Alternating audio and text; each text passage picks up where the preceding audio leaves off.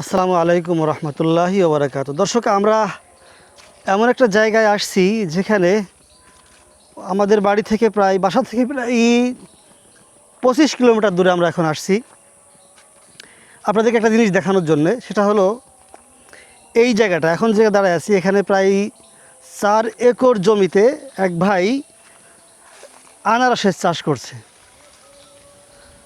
আনারসগুলি সেই মানে কিভাবে কি করছে সেটা একটু দেখাই আপনাদেরকে। সেটা হলো এক ধরনের পলিথিন বিছানো হয়েছে। বিছানোর পরে ওর মধ্যে দিয়ে ছিদ্র করে করে 2 লাইন করে করে চারা দেওয়া হয়েছে। 1 হাত বা তারও একটু কম জায়গা পর পর এক একটা চারা। ভাইয়ের সাথে কথা বললাম, সে বলল যে মোট 4 একর 8 বিঘা জমিতে সে আনারসের চাষ করছে।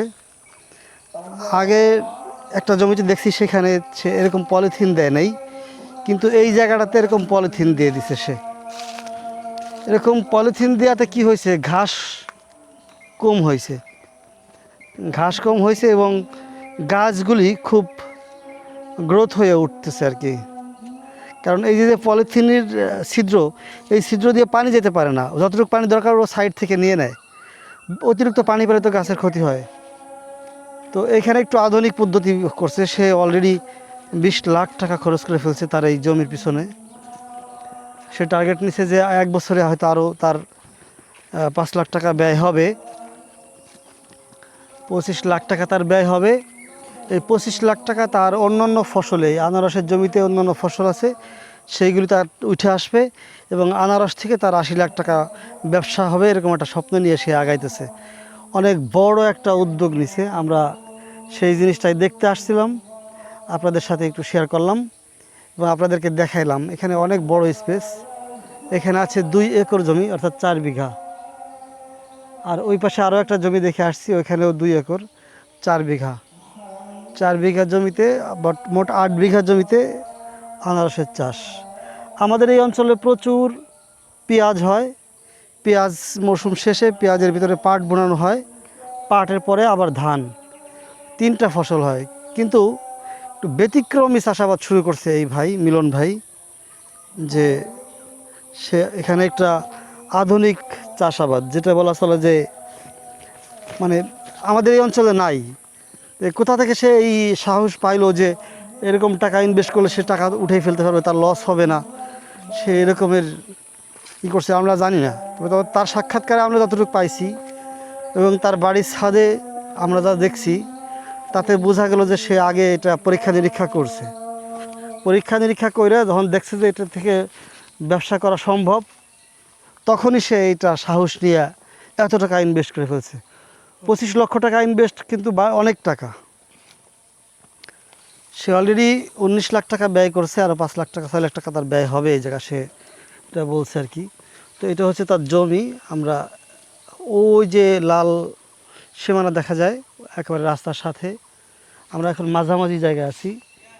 আর বাম দিকটা ওই যে পাটের জমি দেখা যায়, ওই পর্যন্ত 4 বিঘা জমি, অর্থাৎ 2 একর জমিতে আনারসের চাষ। চারাগুলি কেমন একটু দেখাই আপনাদেরকে। এই যে এগুলি ভালো গ্রোথ, খুব দ্রুতই। এই চারাগুলির বয়স 4 মাসেরও কম, 3 মাস সামথিং। এই যে চারাগুলি, এই যে প্রত্যেকটা চারা এরকম হয়ে উঠছে। এই দেখাই আপনাদেরকে, প্রত্যেকটা চারা এরকম হয়ে উঠছে। এই যে আনারসের পাতা এক ধরনের ধার, মানে হাত কেটে যাওয়ার মতন অবস্থা আর কি। এর মধ্যে ক্যামেরা দিয়ে ভিডিও করা যায় না। এই যে ও মাই গড, তো পুরোই করাত, মানে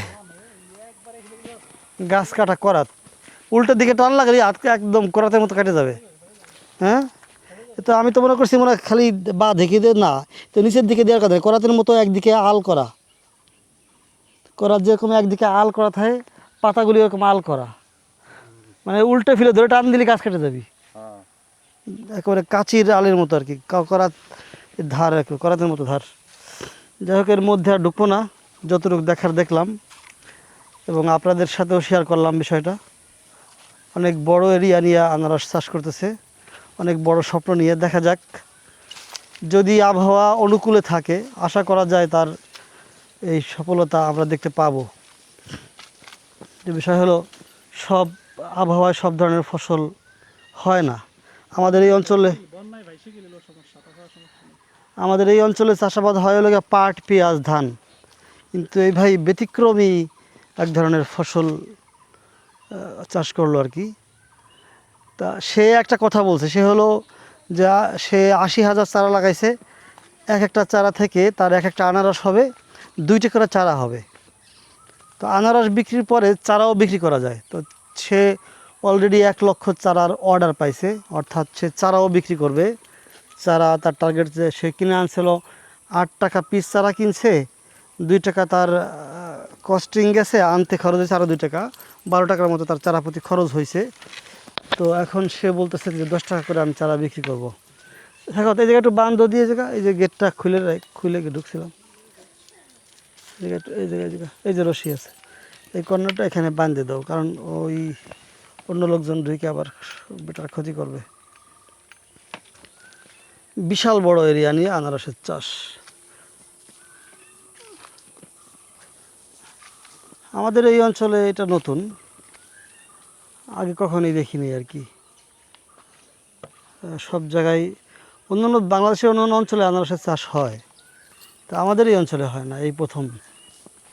ব্যতিক্রমী একটা ফল আনারস, কিন্তু খুবই উপকারী ফল, খুবই স্বাস্থ্যবান, মানে সুস্থতার জন্যে এটা খুবই দরকারি আর কি, মানবদেহের জন্যে স্থির কাজ করে, সুস্বাদু একটা ফল। আর একটা বিষয় উনি কথা বলছে, এর কোনো কীটনাশক প্রয়োগ করতে হয় না, কোনো কীটনাশক ছাড়া, কোনো কেমিক্যাল ছাড়া এটা চাষ করা যায়। জাস্ট শুধুমাত্র কিছু জৈব সার ব্যবহার করতে হয়, আর হলো ঘাসগুলি মারে রাখতে হয়, তাহলেই এগুলি 14 মাস বয়সে আনারস উঠানো যায় বা কাটা যায়। উনি বললো যে 4 মাসের মতো বয়স হয়ে গেছে প্রায়, আর 10 মাস পরে সেখান থেকে ফল পাবে। আমি ফুল জমিটা আর একবার দেখাইতেছি আপনাদেরকে, একবার এক সাইড থেকে ভিউ নিচ্ছে আর কি। এই যে হচ্ছে সেই জমি। সাখাওয়াত, গাড়ি স্টার্ট দাও, আর বসবো না, গরম লাগতেছে, উঠে যাবো।